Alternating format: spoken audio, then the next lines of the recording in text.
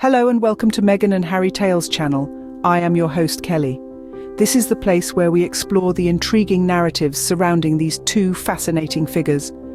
Today, we'll be delving into some recent developments surrounding the royal family, examining the actions of the Windsors and the Sussexes, and pondering over the reasons behind certain narratives in the media.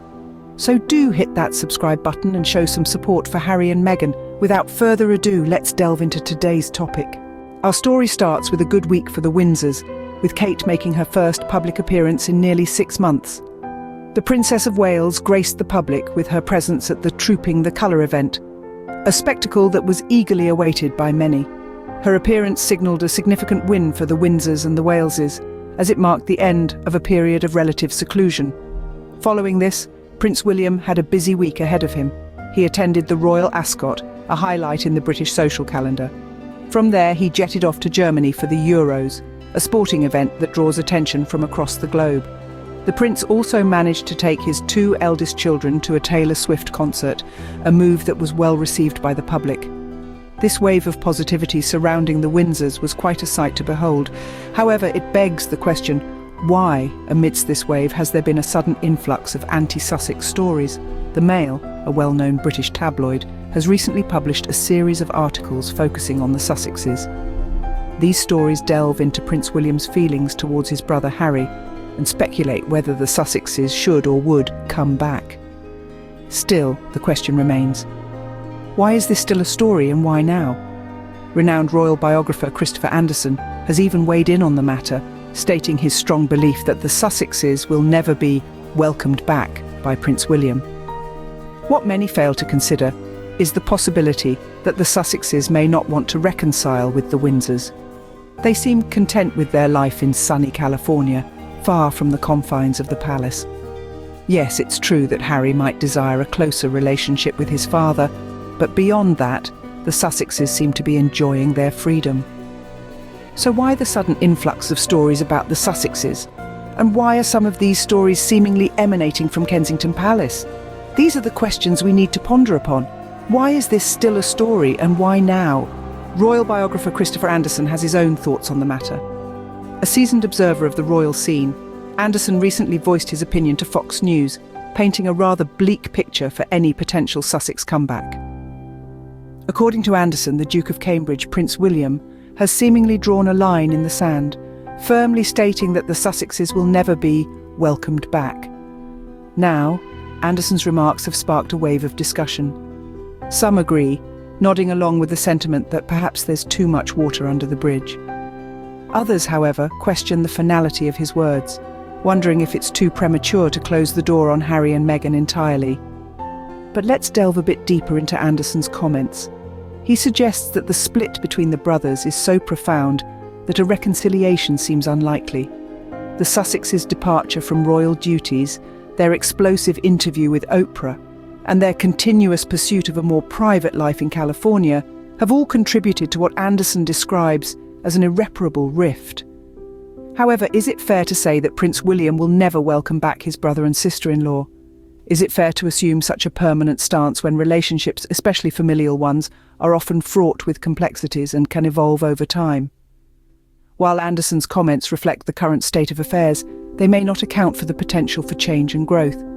Moreover, Andersen's comments prompt us to consider an often overlooked aspect, the Sussexes' perspective.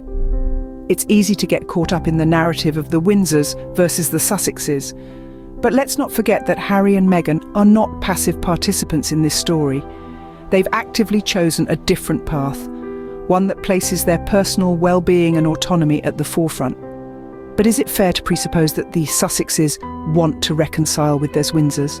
After all, they seem content with their new life in California, far from the royal spotlight. Maybe, just maybe, the Sussexes aren't longing for a return, but rather embracing the freedom of their self-chosen exile. Let's take a moment to consider the Sussexes' point of view. Imagine, if you will, a world where the Sussexes are content with their life. A life in sunny California, far from the drizzly skies of London and the rigid confines of royal duties.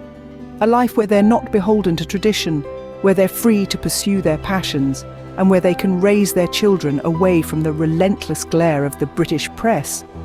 It's a tantalizing picture, isn't it? But what if it's not just a figment of our imagination? What if it's the reality for Harry and Meghan? Now, the common narrative among royal experts and historians is that the Sussexes are longing to reconcile with the Windsors. They assume that Harry and Meghan are yearning to return to the fold, to once again be part of the royal family. But what if they're wrong? What if the Sussexes are perfectly happy where they are? Consider this. They've built a life for themselves in California. They've signed multi-million-dollar deals with Netflix and Spotify. They've launched their own charitable foundation. They've become advocates for causes that they deeply care about. Does that sound like a couple who are desperate to come back? Sure, Harry might want a real relationship with his father. Who wouldn't want to mend a strained relationship with their parent? But beyond that, is there really anything for them in the UK? Imagine being constantly under scrutiny, having your every move picked apart and always being compared to someone else. That was their life as royals. Now they're carving their own path, creating their own narrative and living life on their own terms. So when we talk about the Sussexes and their relationship with the Windsor family, let's not presuppose that they're itching to return. Let's not assume that they're unhappy with where they are.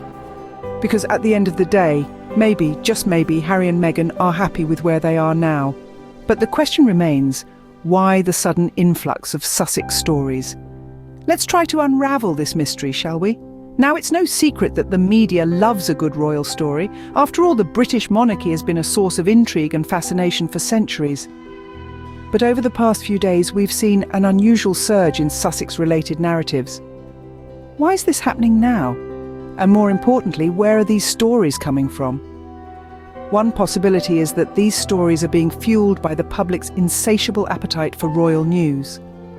The Sussexes have been out of the UK for a while now, and any news about them still generates massive interest.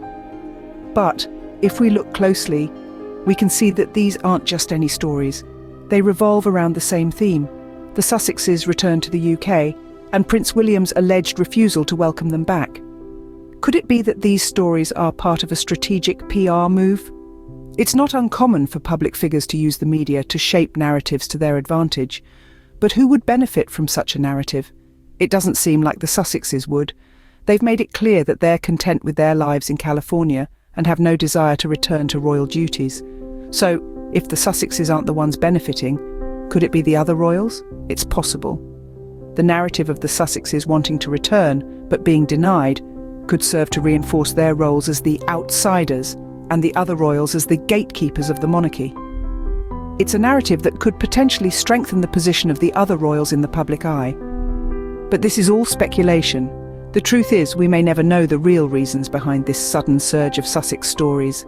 But one thing is clear: the Sussexes continue to be a topic of interest, and it doesn't look like that's going to change anytime soon. It seems that there might be more to this situation than meets the eye. As we wrap up our discussion on this topic, let's take a moment to reflect on the key points we've traversed. We've seen how the Windsors, particularly Prince William and Kate, had a successful week, marked by public appearances and positive press. Yet amidst this, we've also noted the sudden surge of anti-Sussex narratives. We've delved into royal biographer Christopher Andersen's stern assertion that the Sussexes will never be welcomed back. This brings us to question, why now? Why is this narrative being pushed at a time when the focus should be on the positive strides being made by the Windsors? Our discussion led us to the Sussexes' stance. Contrary to popular belief, it seems they are content with their life in California. There is no desperate desire to reconcile with the Windsors, and certainly no intention to follow orders from anyone. Perhaps it's time to consider that Harry and Meghan are just fine where they are and respect their decision. The sudden influx of Sussex stories seems to be a distraction from the positivity surrounding the Windsors, and some might even say a calculated move from Kensington Palace. But as we've seen, the Sussexes are standing their ground and living their truth. Thank you everyone for watching the video. Show some love by subscribing and sharing this video. Don't forget to leave a comment. Until next time, I am your loyal host, Kelly.